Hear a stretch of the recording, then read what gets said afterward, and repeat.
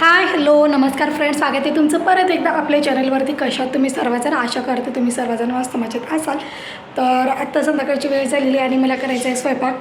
आताच मी चहा पिला आणि म्हणलं चला ब्लॉग शूट करूया स्वयंपाक करताना. तर इथे मी गाजर घेतलेले आहेत स्वच्छ धुवून.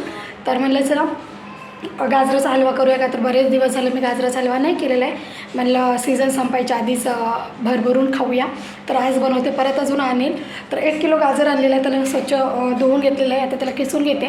तर इथे कुकर पण लावला होता, डाळ पण शिजलेली आहे. म्हणलं आज काहीतरी छानसं बनवावं, रोज रोज म्हणजे साधं जेवण होतं आहे, बरेच दिवस झालं.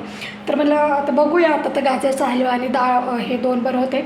पुढे काय काय बनवते बघूया. का तर मी कधी म्हणजे नियोजन नाही केलं की अजून स्वयंपाक काय करायचा. मी असं नाही की चला आज हे करायचं म्हणूनच नियोजन करून स्वयंपाक नाही करत. आधी स्टार्ट करते आणि मग नंतर विचार करते की काय बनवायचं काय नाही असं.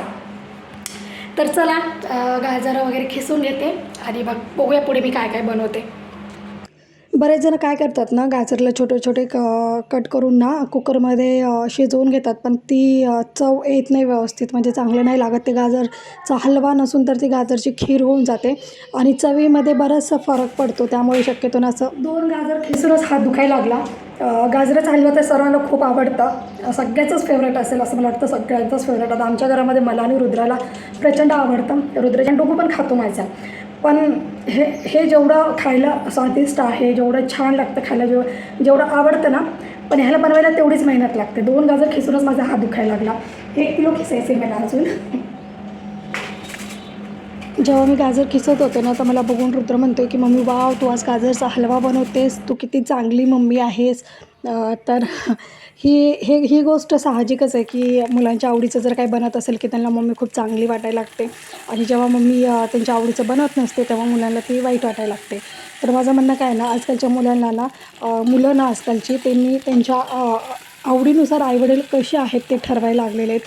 म्हणजे समजा आईवडिलांनी जर त्यांच्या आवडीचं जर काही केलं तर त्यांच्यासाठी आईवडील चांगले असतात.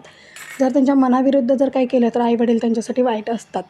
तर मला काय म्हणायचं आहे, म्हणजे आपण पण लहानपणी शक्यतो असंच केलं असेल, कदाचित आपण पण असंच केलं असेल.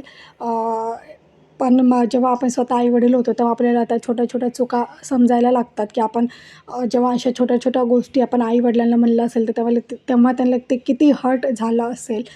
तर तिथे मी भात आणि जिरा राईस बनवून घेतलेला आहे आणि मी विचार केला होता की पुऱ्या बनवायच्या, आलूची भाजी बनवायची.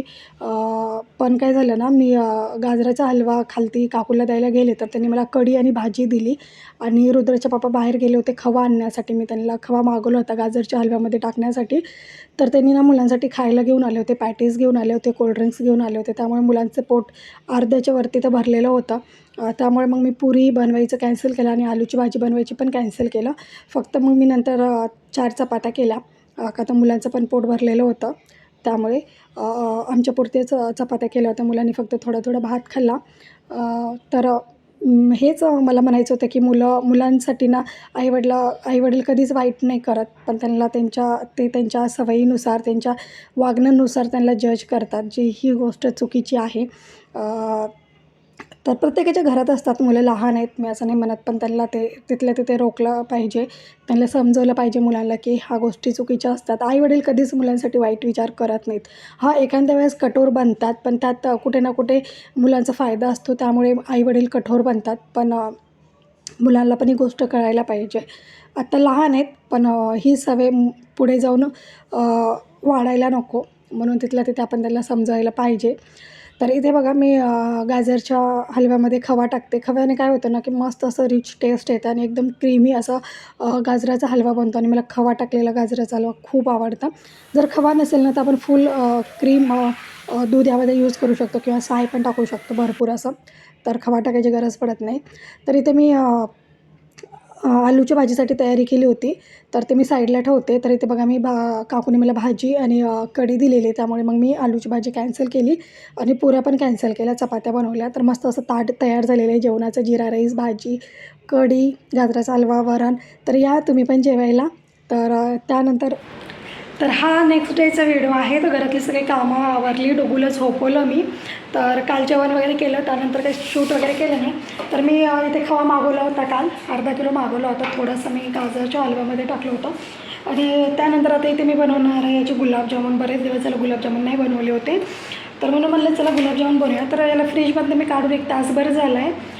तर याला रूम टेम्परेचरला आणून मग नंतर याची पुढची प्रोसेस करायची.